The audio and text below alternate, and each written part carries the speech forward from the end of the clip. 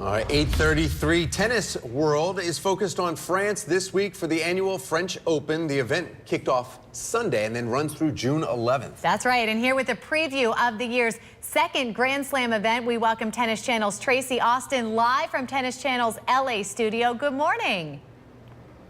Good morning, Megan. You know, so many people want to watch the French Open here. What makes it so special?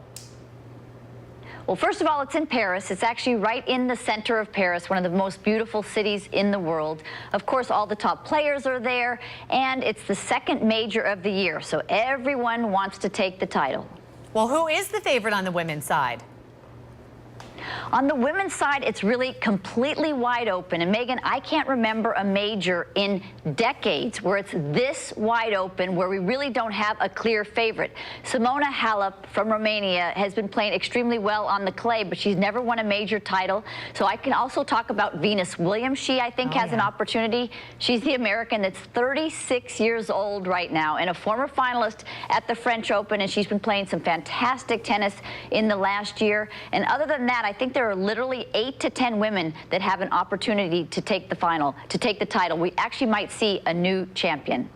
Speaking of champions, Tracy, we know that you're a champion yourself there too. Critiquing the women would probably be easy. What about the men's side? Let's talk about the guys. Now, on the men's side, there is one clear favorite, and that's 9-time champion Rafael Nadal. He's actually won 3 consecutive titles on the red clay leading up to the French Open.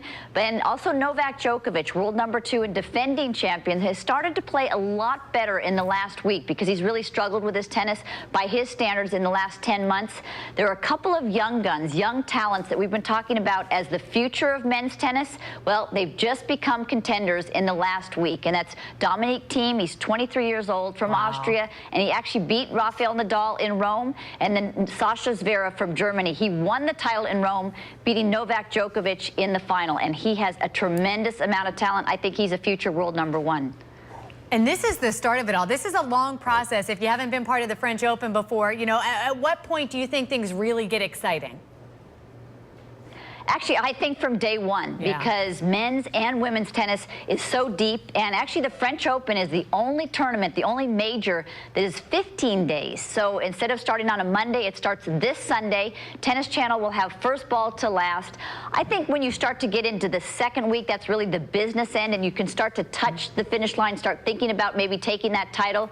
That's when it even gets more exciting. Tracy, one last question for you. Talking about the men's side again, Roger Federer not being in this at all, what impact does that have on the French Open? Well, obviously, any tournament without Roger, it's disappointing because Roger Federer, 35 years old. He won the Australian Open earlier this year, also Indian Wells and Miami. He's playing at the peak of his powers, which is incredible to talk about for somebody who's in their mid-30s. But I think with Roger's age, he really has to manage his schedule.